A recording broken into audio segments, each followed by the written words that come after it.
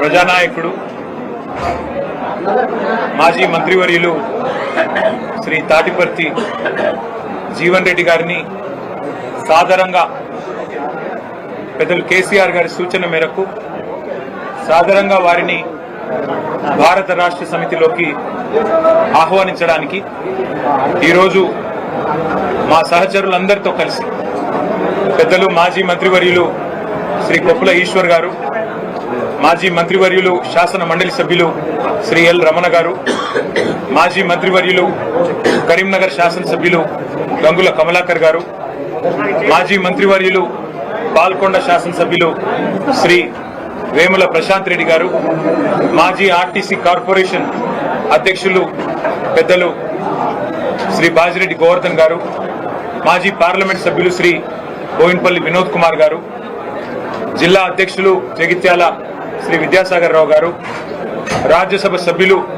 దామోదర్ రావు గారు, జిల్లా పరిషత్ మాజీ చైర్పర్సన్ జగిత్యాల శ్రీమతి దావా వసంత సురేష్ గారు, అట్లాగే మా గౌరవ సహచర శాసనసభ్యులు డాక్టర్ సంజయ్ గారు, పాడి కౌశిక్ రెడ్డి గారు, మాజీ శాసనసభ్యులు రసమై బాలకృష్ణ గారు, గౌరవనీయులు సుంకె రవిశంకర్ గారు, కోరుకంటి చందర్ గారు, పుట్ట మధు గారు, దాసరి మనోహర్ రెడ్డి గారు, అట్లాగే ఒడితల సతీష్ గారు, మొత్తం ఉమ్మడి కరీంనగర్ జిల్లా నాయకత్వం మొత్తం, అట్లాగే పక్కనే ఉన్న నిజామాబాద్ జిల్లాలోని నిజామాబాద్ అర్బన్ మాజీ శాసనసభ్యులు సోదరులు బిగాల గణేష్ గారు, ఇంకా వారితో పాటు జిల్లా పరిషత్ మాజీ అధ్యక్షులు శాసన మండలి మాజీ సభ్యులు నారదాస్ లక్ష్మణరావు గారు, అట్లాగే కరీంనగర్ జిల్లా పార్టీ అధ్యక్షులు జీవి రామకృష్ణారావు గారు, సిరిసిల్ల జిల్లా పార్టీ అధ్యక్షులు తోట ఆగయ్య గారు, అందరం కూడా కలిసి ఈరోజు పెద్దలు జీవన్ రెడ్డి గారిని మరి భారత రాష్ట్ర సమితిలోకి సాదరంగా ఆహ్వానించడం జరిగింది.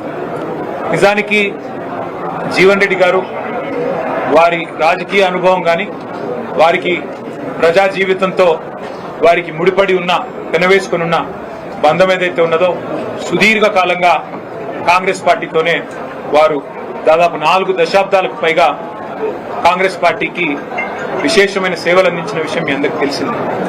మీ అందరికి తెలియని ఒక విషయం ఏమంటే 2014కు మునుపు సరిగ్గా 2014 ఎలక్షన్ల కొద్దిగా ముందు తెలంగాణ రాష్ట్రం ఏర్పడ్డ తర్వాత ఫిబ్రవరి 20 నాడు బిల్లు పాస్ అయిన తర్వాత మరి ఏప్రిల్లో అనుకుంటా బహుశా ఎలక్షన్ జరిగింది. ఆ మధ్య కాలంలో అప్పుడు పెద్దలు కేసీఆర్ గారు జీవన్ రెడ్డి గారిని ఆహ్వానించారు పార్టీలో మా వినోద్ కుమార్ గారి ద్వారా. ఆ రోజు మరి వారిని పార్టీలోకి రావాలి, మీరు వస్తే బాగుంటుంది, మీలాంటి విశేషమైన అనుభవం కలిగిన నాయకులు మరి తప్పకుండా తెలంగాణలో ఉంటే బాగుంటుంది అని చెప్పి, తెలంగాణ ప్రభుత్వంలో కూడా మీరుంటే బాగుంటుంది అని చెప్పి కూడా ఆ రోజు వారిని ఆహ్వానించడం జరిగింది. కానీ ఒక నిబద్ధత కలిగిన నాయకుడిగా ఆ రోజు వారు కాంగ్రెస్ పార్టీ నాయకత్వంతో వారికి ఉన్న అనుబంధాన్ని మరి కాంగ్రెస్ పార్టీ బలోపేతానికి ముందుకు నడవాలన్న ఉద్దేశంతో వారు ఆనాడు కాంగ్రెస్ లోనే కొనసాగారు. ఆ రోజు జగిత్యాల శాసనసభ్యుడిగా కూడా 2014లో గెలిచినారు.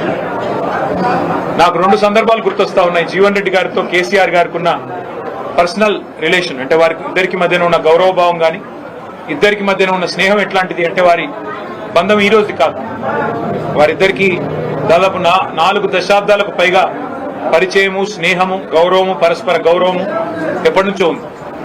నాకు 2 సందర్భాలు నా కళ్ళ ముందు జరిగినాయి గుర్తొస్తా ఉన్నాయి. ఒకటి 2014లో కేసీఆర్ గారు జూన్ 2 నాడు ముఖ్యమంత్రిగా పదవీ బాధ్యతలు చేపట్టిన తర్వాత వారి మొట్టమొదటి అధికారిక పర్యటన జిల్లాలలో ఉమ్మడి కరీంనగర్ జిల్లాతోనే ప్రారంభమైంది. ఆ రోజు ఉమ్మడి కరీంనగర్ జిల్లాలో ఒక ఆడిటోరియంలో మీటింగ్ జరిగింది, కళాభారతిలోనూ ఎక్కడో మీటింగ్ జరిగింది. వారు జిల్లా నుండి ప్రాతినిధ్యం వహిస్తున్న సీనియర్ నాయకుడు, ప్రతిపక్ష పార్టీకి సంబంధించిన శాసనసభ్యుడు. కానీ కేసీఆర్ గారు స్వయంగా ముందు జీవన్ రెడ్డి గారికి మైకునివ్వండి అని చెప్పి వారికి మైక్ అందిస్తే జీవన్ రెడ్డి గారు లేచి వారు స్ట్రైట్ గా అభినందనలు చెప్పి మరి పరస్పరం మరి ఒక్కసారి మీరు ఇప్పుడు గవర్నమెంట్ లో ఉన్నారు, మీకు అభినందనలు చెబుతూ జగిత్యాల ప్రజల తరపున నేను ఒకటి మిమ్మల్ని అడగదలుచుకున్నా అని చెప్పి వారు చాలా చిన్నది ఒక బోర్నపల్లి అనే గ్రామానికి సంబంధించి ఒక బ్రిడ్జ్ కావాలా, వెంటనే నాకు శాంక్షన్ కావాలని ఒక మాట చిన్నగా అడిగినాను. మేమందరం చూస్తా ఉన్నాం, అప్పుడే మేము కొత్తగా మంత్రులైనాం, చూస్తా ఉన్నాం కేసీఆర్ గారు ఎట్లా స్పందిస్తారు, ఎట్లా రియాక్ట్ అవుతారు. సాధారణంగా దాటవేయొచ్చు, చెప్పొచ్చు చూస్తాను అని చెప్పొచ్చు, పరిశీలిస్తాను అని చెప్పొచ్చు. కానీ జీవన్ రెడ్డి గారి మీద ఉన్న గౌరవం, వారి మీద ఉన్న ప్రేమ ఎట్లాంటిది అంటే క్షణంలోనే వెంటనే అక్కడే శాంక్షన్ చేసి 75 కోట్ల బ్రిడ్జ్ ని అక్కడికక్కడే కరీంనగర్ ఉమ్మడి జిల్లాలో ఇచ్చిన మొట్టమొదటి శాంక్షన్ కేసీఆర్ గారు ఆ రోజు జీవన్ రెడ్డి గారి కోరిక మేరకు, వారి విజ్ఞప్తి మేరకు ఇచ్చిన ఆ బ్రిడ్జ్. తర్వాత ఇంకో సందర్భం గుర్తొస్తా ఉంది నాకు. అసెంబ్లీలో జీవన్ రెడ్డి గారు ఎప్పుడు ప్రజా సమస్యల గురించి, ముఖ్యంగా రైతుల గురించి చాలా గట్టిగా మాట్లాడే నాయకుడు. ఈ జిల్లాలో, ముఖ్యంగా జగిత్యాల జిల్లాలో నిజాం షుగర్స్ అనేది ఒక చాలా ఇంపార్టెంట్ సబ్జెక్ట్ గా ఉండేది. అటు విద్యాసాగర్ రావు గారు, జీవన్ రెడ్డి గారు ఇద్దరు కూడా కొట్లాడేవారు గట్టిగా, మాకు ఖచ్చితంగా దీన్ని తెరిపించాల్సిందే. కేసీఆర్ గారు కూడా ఖచ్చితంగా షుగర్ ఫ్యాక్టరీ తెరిపించాల్సిందే, అందులో భేదాభిప్రాయం లేదు, మేము కూడా మాటిచ్చున్నాము. కానీ పక్కనే ఉన్న మహారాష్ట్రలో, అప్పుడు పోచారం శ్రీనివాసరెడ్డి గారు వ్యవసాయ మంత్రి, పక్కనే ఉన్న మహారాష్ట్రలో సహకార వ్యవస్థలో, కోఆపరేటివ్ ఫార్మాట్ లో చాలా బ్రహ్మాండంగా నడుస్తా ఉన్నాయి అక్కడ షుగర్ మిల్లులు.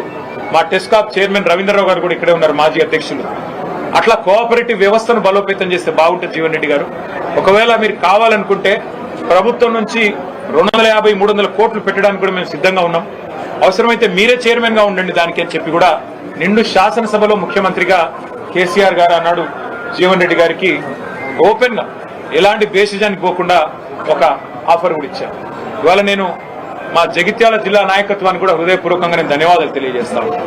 ఎందుకంటే ఇటు మా విద్యాసాగర్ రావు గారు జిల్లా పార్టీ ప్రెసిడెంట్ గారు కానీ, అట్లాగే ఎల్ రమణ గారు మాజీ మంత్రి గారు కానీ, మా చెల్లెలు మాజీ జిల్లా పరిషత్ చైర్పర్సన్ శ్రీమతి దావా వసంత గారు కానీ, వారందరూ కూడా జీవన్ రెడ్డి గారిని జగిత్యాలలో మనం ఆహ్వానించినట్టయితే, వారి ఇంటికి పోయి ఆహ్వానించినట్టయితే బాగుంటది అంటే, వారు ఒక క్షణం కూడా సంకోచించకుండా వారు చెప్పిన మాట ఏమంటే, నాకు అన్నా పార్టీ బలోపేతానికి, పార్టీ తిరిగి అధికారంలోకి రావడానికి, కేసీఆర్ గారు ముఖ్యమంత్రి కావడానికి తప్పకుండా మనందరం కృషి చేయాల్సిందే. అందులో భాగంగా జీవన్ రెడ్డి గారి చేరిక అనేది మనకు చాలా చాలా లాభం జరుగుతుంది. వారిని మీరు తప్పకుండా రండి, ఆహ్వానించండి, మేమందరం కూడా మీకు వెల్కమ్ చెప్తామని చెప్పి వాళ్ళు అన్ని సాధారణంగా ఏర్పాట్లు కూడా వారు చేశారు. వారికి కూడా నా అభినందనలు. వాళ్ళ రాష్ట్ర వ్యాప్తంగా ఉన్న రైతుల్లో ఒక ఆక్రోశం ఉంది, రాష్ట్ర వ్యాప్తంగా ఉన్న ప్రజల్లో, ప్రతి వర్గంలో ఇవాళ ఒక ఆక్రోశం వ్యక్తమవుతా ఉంది. ఈ ప్రభుత్వం రేవంత్ రెడ్డి గారి నాయకత్వంలో గత 2.5 సంవత్సరాలుగా మరి ఏ రకంగా తన పరిపాలనా వైఫల్యాలను కప్పిపుచ్చుకోవడానికి ఎప్పటికప్పుడు ఏదో ఒక డైవర్షన్ టాక్టిక్ ఉపయోగిస్తూ ఏదో కాలం నెట్టుకొస్తున్నారు తప్ప ఇంతవరకు మాకు ఒరిగిందేమీ లేదు అనే భావన బలంగా ప్రజల్లో ఉంది. ముఖ్యంగా రైతుల్లో 3 సార్లు ఈ ప్రభుత్వం ఇప్పటికి రైతు బంధు ఎగ్గొట్టింది. ఒకసారి కాదు, 2 సార్లు కాదు, 3 సార్లు విజయవంతంగా రైతు బంధు ఎగ్గొట్టారు. 3 సార్లు రైతు బంధు ఎగ్గొట్టడం అంటే ఒక్కొక్క దఫా వాళ్ళు చెప్పిన 9,000 కోట్లు లెక్కేసుకున్న 27,000 కోట్లు ఈ 2.5 సంవత్సరాల్లోనే ప్రభుత్వం 70 లక్షల మంది రైతులకు బాకీ పడ్డది.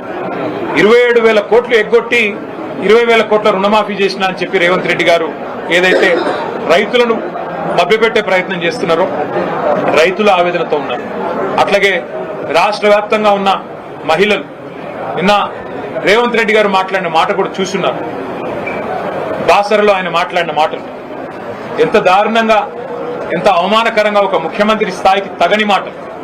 ఎంత పెద్ద కండలు తిరిగిన పైల్వానైనా 3 నెలలనే పిల్లలు పుట్టించలేడు కదా, ఇది ఒక ముఖ్యమంత్రి నోట్లోంచి వచ్చే భాషనైనా, ఒక ముఖ్యమంత్రి మాట్లాడే భాషనై?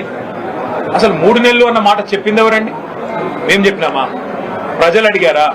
మీరే కదా సంతకాలు పెట్టింది, మీరే కదా రేవంత్ రెడ్డి గారు పిసిసి అధ్యక్షుడిగా, మీ బట్టి విక్రమార్క గారు సిఎల్పి లీడర్ గా 100 రోజుల్లోనే 6 గ్యారంటీలు అమలు చేస్తామని నొక్కి చెప్పింది మీరు, గ్యారంటీ కార్డులు ఇచ్చింది మీరు, ఆర్థిక పరిస్థితి మొత్తం మాకు తెలుసు అని చెప్పి ఉదరగొట్టింది మీరు. ఇవాళ ఏ ఒక్క హామీ అమలు చేయకుండా ఈ అపసవ్యపు మాటలు మాట్లాడుతున్నది మీరు. పెద్దలు జీవన్ రెడ్డి గారు లాంటి నికార్సైన కాంగ్రెస్ నాయకులను అవమానించి వారి ఆత్మగౌరవాన్ని దెబ్బతీస్తున్నది మీరు. ఇదొక జీవన్ రెడ్డి గారి విషయంలో కాదు నేను మాట్లాడుతున్నాను. నేను మొన్న డిప్యూటీ సీఎం బట్టి విక్రమార్క గారి కొడుకు పెళ్లికి పోయినా. ఒకరు కాదు, ఇద్దరు కాదు, ఒక 100-150 మంది కాంగ్రెస్ కార్యకర్తలు నా చేతిలో చేసి అన్న వచ్చేది మీ ప్రభుత్వమే. అది సందర్భము కాదు, రాజకీయ వేదిక కాదు, ఇంకోటి కాదు. ఎందుకు చెప్తా ఉన్నా అంటే, కాంగ్రెస్ పార్టీ కార్యకర్తల ఆక్రోశమే ఇట్లా ఉంటే, సామాన్య కాంగ్రెస్ కార్యకర్తల ఆవేదన ఇట్లా ఉంటే, ఈ రాష్ట్రంలో రైతుల పరిస్థితి, ఈ రాష్ట్రంలో మహిళల పరిస్థితి, ఈ రాష్ట్రంలో పేదల పరిస్థితి, ఈ రాష్ట్రంలో 2 లక్షల ఉద్యోగాలని చెప్పి మీరు మీ చేతిలో మోసపోయిన యువత పరిస్థితి ఏ రకంగా ఉందో మనం అర్థం చేసుకోవచ్చు. సరే, ఇవాళ రేవంత్ రెడ్డి గారు అధికార మత్తులో, అధికారం ఉందనే అహంకారంతో ఇష్టారీతిన మాట్లాడుతుండవచ్చు. పెద్దలను కూడా కేసీఆర్ గారు అయితేనేమి, మరి తెలంగాణ కోసం గట్టిగా, కాంగ్రెస్ పార్టీ కోసం గట్టిగా కొట్లాడిన పెద్దల్ని కూడా అవమానించే తీరులో మాట్లాడుతుండవచ్చు. కానీ కాలం ఎన్నటికీ ఒక్కలాగా ఉండదు, అధికారం కూడా ఎన్నటికీ ఎవరిది ఒక్కరి సొత్తు కాదు. 10 ఏళ్లు ప్రజలు మాకు అవకాశం ఇచ్చారు. ఇవాళ 5 ఏళ్లు కాంగ్రెస్ పార్టీకి, రేవంత్ రెడ్డి గారికి ప్రజలు అవకాశం ఇచ్చినారు. మాకైతే సంపూర్ణమైన విశ్వాసం ఉంది. వారిని నేను కేసీఆర్ గారి తరఫున పార్టీలోకి ఆహ్వానించడానికి ఇక్కడికి వచ్చినాను. వారు సానుకూలంగా స్పందించారు. మాకు కేసీఆర్ గారితో నాకు వ్యక్తిగతంగా కూడా చాలా అనుబంధం ఉంది. కానీ మీరందరూ వచ్చారు, ఆహ్వానించారు, సంతోషం. కానీ ఒకసారి నేను కేసీఆర్ గారిని కూడా కలిసి ఈ రాబోయే 2-3 రోజుల్లో నేను నా నిర్ణయం తప్పకుండా చెప్తానని చెప్పి జీవన్ రెడ్డి గారు చెప్పారు. చాలా సంతోషం. నేను వారిని కోరేది ఒకటే, ఈ రాష్ట్రంలో రైతులు, ఈ రాష్ట్రంలో పేదలు తిరిగి వారి మొహంలో చిరునవ్వు రావాలి అంటే కేసీఆర్ గారు ముఖ్యమంత్రి కావాల్సిందే. తిరిగి మళ్ళీ కేసీఆర్ గారు బాధ్యతలు చేపట్టాల్సిందే, తెలంగాణను పట్టాలు ఎక్కించాల్సిందే. అందుకే వారి సహకారాన్ని నేను కోరుతా ఉన్నాను. మా సహచరులందరం కూడా కలిసి వచ్చి వారిని వాళ్ళ ఉమ్మడి కరీంనగర్ జిల్లా, అట్లాగే ఉమ్మడి నిజామాబాద్ జిల్లాకు సంబంధించిన ముఖ్య నాయకులందరం కూడా వచ్చి వారిని సాధారణంగా ఆహ్వానించాము. వారు పెద్దలు కేసీఆర్ గారితో కలిసిన తర్వాత మిగతా అన్ని విషయాలు కూడా ప్రజాహితాన్ని దృష్టిలో పెట్టుకొని, అల్టిమేట్ గా ఈ రాష్ట్ర భవిష్యత్తును దృష్టిలో పెట్టుకొని, తప్పకుండా జగిత్యాల జిల్లా ప్రయోజనాలు కూడా దృష్టిలో పెట్టుకొని వారు నిర్ణయం తీసుకుంటారని చెప్పి నేను ఆశిస్తా ఉన్నాను. వారికి తప్పకుండా మా వైపు నుంచి ఆహ్వానం మాత్రమే కాదు, పార్టీలో కూడా సముచితమైన స్థానము, గౌరవము, తప్పకుండా ప్రజల్లో వారికి ఉన్న గౌరవానికి, ప్రజల్లో వారికి ఉన్న గుర్తింపుకు తగ్గ విధంగా ఉంటుందని చెప్పి కూడా వారికి నేను విజ్ఞప్తి చేస్తూ, మరి ఈరోజు వారు కూడా వారి సహచరులందరినీ పరిచయం చేశారు. చాలా ఓపికగా మమ్మల్ని రిసీవ్ చేసుకున్నందుకు పెద్దలు జీవన్ రెడ్డి గారికి కూడా హృదయపూర్వకంగా మా అందరి పక్షాన వారికి ధన్యవాదాలు తెలియజేస్తూ వారు స్పందించాలని కోరుతాం.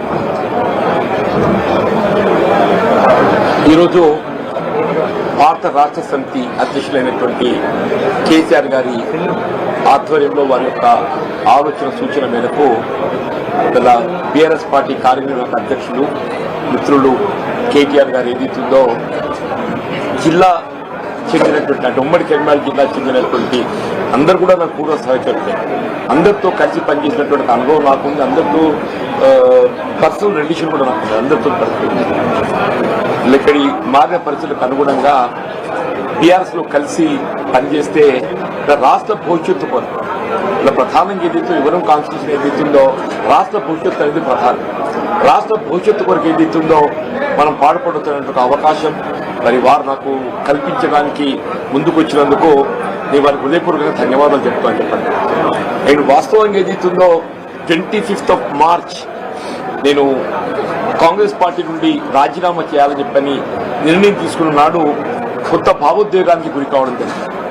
4 దశాబ్దాల అనుబంధం కలిగినటువంటి ఒక రాజకీయ పార్టీ నుండి మరి బంధం తెచ్చుకునేటువంటి ఒక పరిస్థితి ఎదురు కావటం కొంత నాకు ఆనాడు really I felt that day was very unfortunate. కానీ ఇవాళ ఒక విధంగా ఏమనిపిస్తుంది, కాంగ్రెస్ పార్టీతో అనుబంధం తెచ్చుకున్నా కానీ ఇలా భారతీయ రాష్ట్ర సమితి లాంటి తెలంగాణ రాష్ట్ర ఏర్పాటు సాధన కొరకు ఉద్యమించినటువంటి ఒక నాయకుడు కేసీఆర్ గారి యొక్క నాయకత్వంలో పనిచేసేటువంటి అవకాశం నాకు లభిస్తున్నందుకు real I am feelings today is the most happiest day in my life. అంటే జీవితం అనేది ఎటు దారి తీసి ఏంటి మనం ఎవరు కూడా ఊహించమని చెప్పండి. ఉమ్మడి కరీంనగర్ జిల్లానే కాదు, తెలంగాణ రాష్ట్రం యావత్తులో కూడా జీవన్ రెడ్డి లాంటి ఒక నాయకుడు కాంగ్రెస్ పార్టీ నుండి దూరం అవుతారని చెప్పి ఎవరు కూడా ఊహించలే చెప్పండి. దాని కారణాలు కూడా మీరు ఊహించి ఉంటారని చెప్పండి. గత 20 మాసాలకి నేను ఏదైతే అంటే ఎదుర్కొంటున్నటువంటి ఒక మానసిక క్షోభ, రాజకీయ పరిస్థితులు అన్ని కూడా తట్టుకొని నిలబడ్డని చెప్పండి. అయినప్పటికీ కూడా ఏదైతున్నదో ఇవాళ నేను తట్టుకొని నిలబడ్డా, కానీ రాష్ట్ర భవిష్యత్తు కూడా ప్రధానం అని చెప్పంటుంది. వీళ్ళ ఆనాడు ఏదైతే 2023 సాధారణ శాసనసభ ఎన్నికల్లో ఒక్కరికొకరు ఏముంటుందంటే ఇంకా మెరుగైన పాలన కావాలి, ఇంకా మాకేదో భవిష్యత్తు కావాలనుకుంటాం. ఆనాడు 10 సంవత్సరాల కేసీఆర్ పాలనలో తెలంగాణ సమాజానికి కల్పించినటువంటి యొక్క పరిష్కారాలు ఏదైతుందో, అభివృద్ధి ఉందో, ఇంకా మెరుగైన పాలన కావాలని చెప్పి కాంగ్రెస్ పార్టీ మరి మీరు పేర్కొనడం జరిగిందో దాన్ని ప్రజలు ఆకర్షితులై ప్రజలు ఆకర్షితులైంది, కాంగ్రెస్ పార్టీకి అవకాశం కల్పించింది. కానీ రియల్లీ ఏదైతుందో నా అనుభవం చెప్పంటున్నాను. ఐ సీన్ ఎన్టీ రామారావు గారి ప్రభుత్వం చూసా, నేను తదుపరి చెన్నారెడ్డి గారి ప్రభుత్వం చూసా, విజయభాస్కర్ గారి ప్రభుత్వం చూసా, రాజశేఖర్ గారి ప్రభుత్వం చూసా, చంద్రబాబు నాయుడు గారి ప్రభుత్వం చూసా, కేసీఆర్ గారి ప్రభుత్వం చూసా నేను. కానీ ఈ 2 సంవత్సరాల కాలంలోనే ఇవాళ అంటే 10 సంవత్సరాల్లో సాధించినటువంటి అభివృద్ధి సంక్షేమ ఫలాలు తిరోగమన దిశగా చెప్పండి.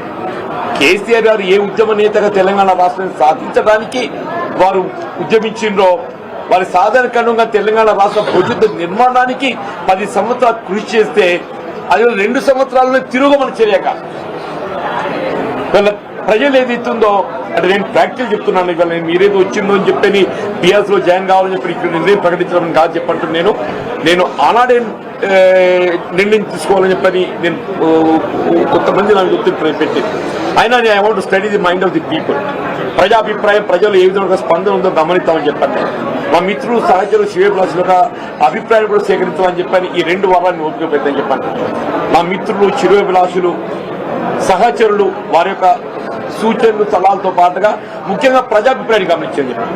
నేను ఈ మధ్య ఒక 4-5 డేస్ బ్యాక్ ఇట్లా ఒక ప్రెస్ కాన్ఫరెన్స్ పెట్టింది. మా ప్రెస్ మిత్రులు కూడా ఇంకా మీరు ఎందుకు ఓపిక పడుతుంది సార్, ఏదో నిర్ణయం ప్రకటిస్తే అయిపోతాయి కదా, ఎందుకు మీరు అనుకున్నట్టు ప్రకటించి ముందుకు పోతే అయిపోతాయి కదా అని చెప్పని మా పాత్రికేయ సోదరులు కూడా ఏది ఇస్తుందో దే టు హ్యావ్ సజెస్టెడ్ అంటే ఇవాళ ఏది ఇంకా మీరు రీచ్ అవ్వాల్సిన అవసరం లేదు, you can go further, you can go head అనే ఒక భావ సూచనలు మా పాత్రికేయ సోదరులు కూడా పొందడం జరిగిందని చెప్పండి. ఇవాళ ఏది ఇస్తుందో కేసీఆర్ గారి యొక్క నాయకత్వంలో పనిచేసే ఒక అవకాశం మీరు అన్నట్టు 2014లో నాకు వచ్చింది. అయినా కానీ పొలిటికల్ కమిట్మెంట్ తోని నేను కాంగ్రెస్ లో కొనసాగింది. బట్ ఇవాళ పరిస్థితులు ఏదైతుందో నేను వ్యక్తిగతంగా కాంగ్రెస్ లో ఎదుర్కొంటున్నటువంటి ఒక మానసిక మానసిక ఇబ్బందులకు తోడు ఏదైతుందో నాకు రాష్ట్ర హితం ప్రధానం కనబడుతుందని చెప్పి ఎవరికైనా ప్రజా జీవితం అనేది రాష్ట్ర హితం అని చెప్పండి. ఆ రాష్ట్ర హితము ముఖ్యంగా రైతాంగం, రైతు కూలీలు, నిరుపేద వర్గాలు, దళితులు, బలహీన వర్గాలు, ఆడబిడ్డలని చెప్పంటూ నేను విద్యార్థి లోకం అని చెప్పండి నిర్ణయాగమం ఏదైతుందో కోర్టు ఇవాళ ఫీజు రియంబర్స్మెంట్ ఏదైతుందో రాష్ట్రంలో చెల్లింపు చేయలేకపోతుంది కాబట్టి మీరు తల్లిదండ్రుల దగ్గర ఫీజు వసూలు చేసుకోవచ్చని చెప్పాను. ఎంతకన్నా మోస్ట్ అన్ఫార్చునేట్ థింగ్ ఏముండో చెప్పంటారు. ప్రభుత్వం యొక్క వైఫల్యానికి ఇంతకన్నా పెద్ద నిదర్శనం ఏముంటుందో చెప్పంటున్నాను. విద్యార్థులంటే రాష్ట్ర భవిష్యత్తు, దేశ భవిష్యత్తు అని చెప్పంటారు. అట్లా విద్యార్థి లోకానికి ఏది ఇస్తుందో ఇవాళ మనము భవిష్యత్తు చూపెట్టలేకపోతున్నాం అని చెప్పంటే పాలన అనేది ఏ విధంగా కొనసాగుతాం దీన్ని బట్టి ఊహించవచ్చు అని చెప్పంటారు. తప్పకుండా ఇవాళ మీరు ఏదైతే ఇంత అంటే really you need not come over up to this place నాకు రావాలన్నట్టు మీరు రావాల్సినందుకు నిజంగా మీకు అందరికీ, మీ మిత్రులకు అందరికీ ముఖ్యంగా ఏతుందో మా మిత్రులు పొప్పులీశ్వర్ గారు వారు ఇక్కడ మంత్రిగా పనిచేసిండ్రు, వారితో నేను కలిసి శాసనసభ్యులు పనిచేసిన, శాసన మండలి సభ్యులు పనిచేసిన రమణ గారితో కూడా ఏదైతుందో వారు ఎంపీగా ఉన్నప్పుడు నేను ఎమ్మెల్యేగా పనిచేశాను. నేను మీ ఇద్దరం కూడా ఏదో చిరకాల మిత్రులము. 93 వరకు ఏదో కలిసి పనిచేసినవి. Only 94 he has deferred with me. Only 94 he has deferred with me. తర్వాత వాడు పార్లమెంట్ ఎన్నికైన తర్వాత ఏదైతుందో ఇవాళ వారి ఏదైతే ఎమ్మెల్యే స్థానం ఖాళీ కావడంతో అక్కడికి నాకు ఉప ఎన్నికలు పోటీ చేసే అవకాశం వచ్చింది. దట్ ఎలక్షన్ నన్ను కెప్ట్ మీద మొత్తం రాష్ట్ర స్థాయిలో నాయకత్వం నాకు నిలబెట్టింది ఆ ఉప ఎన్నిక అని చెప్పాను. ఇక్కడ సోదరు బసంత జడ్పీ చైర్పర్సన్ ఏదైతుందో నేను ఎమ్మెల్యేగా ఉన్నప్పుడు కూడా ఇది ఇంత గౌరవిస్తుంది కదా అని చెప్పంటే మీరు మీటింగ్ రావాలన్నా మీరు వచ్చి మీలాంటి ఒక సలహాలు సూచనలు ఇవ్వాలని చెప్పాను. Every time she use to అంటే నన్ను మీటింగ్ రావాలని చెప్పి కోరేని చెప్పంటున్నాను. ఈ సాగర్ అనేది is like younger brother to me. Sagar అనేది is like younger brother to me అని టెల్లింగ్. సంజయ్ కానీ కౌశిక్ కానీ మేమంతా మిత్రులము. వీళ్ళందరం కూడా వినోద్ రావు గారు, మా దామోదర్ రావు గారితో మా ఫ్యామిలీ అసోసియేటే. వారి నాన్నగారు వాళ్ళ 81 సమితి ప్రెసిడెంట్ ఎన్నిక కావడానికి ఏదైతుందో నాకు ఒక మైల్ స్టోన్ నాకు అండగా నిలిచాను. ఎవరికి తెలియదు ఇది. దామోదర్ రావు గారి తల్లి జీవన్ రెడ్డికి ఏం సంబంధం అని చెప్పి అనుకుంటున్నాను. మీకు కూడా ఆశ్చర్యపోతారు కూడా దామోదర్ రావు ఇప్పుడే తెలుసు. దామోదర్ గారి తల్లి మీకెక్కడ సన్నిహిత సంబంధం అని చెప్పాను. అంటే the whole relation with the BRS party with every leader I have got అని చెప్పంటాను. నేను ఈ స్థాయి ఈ దశలో ఏదైతుందో వీళ్ళ కేసీఆర్ గారితో కలిసి పనిచేసేటువంటి అవకాశం నాకు రావటం, వారి నాయకత్వం కలిసి పనిచేసేటువంటి అవకాశం రావటం, నేనైతే అంటే ఇవాళ జీవితం ఎవరే కానీ ఇవాళ నా జీవితం ఒక చివరి స్థాయికి వచ్చింది. I seen enough political public life. నా సుదీర్ఘ ప్రజా జీవితం 4 దశాబ్దాలు నేను గడిపింది. ఉంటే ఇంకో ఎన్నిక చూస్తే కావచ్చు, దేవుడు దయ తెలిస్తే ఎట్టుంటో చెప్పలేని చెప్పంటాం. కానీ ఏదైతుందో నా చేసే జీవితం ప్రజా జీతాన్ని పాటుపడటానికి కొరకు ఏదైతే ఉందో కేసీఆర్ గారి నాయకత్వంలో పనిచేయడానికి మీరు నాకు అవకాశం కల్పిస్తున్నందుకు, వారి సూచనకు అనుగుణంగా మీరు ముందుకు వచ్చినందుకు మీకు హృదయపూర్వక ధన్యవాదాలు చెప్తున్నా. కేసీఆర్ గారిని కలవటము మా పాత సాన్నిహిత్యం, దాన్ని కొంత ఎదురు కదా నెమరు వేసుకోవడానికి కొరకు అని చెప్పి అంటారు. మా పాత సాన్నిహిత్యం అతను నెమరు వేసుకోవడానికి కొరకు వారికి కలవాలని కోరుతున్నా. అంతే తప్ప ఏదైతే పార్టీలో చేరడం అనేది నేను ఆల్రెడీ ఎక్స్ప్రెస్డ్ పార్టీలో బీఆర్ఎస్ లో చేరుతున్నా అని చెప్పని నేను ఆల్రెడీ ఎక్స్ప్రెస్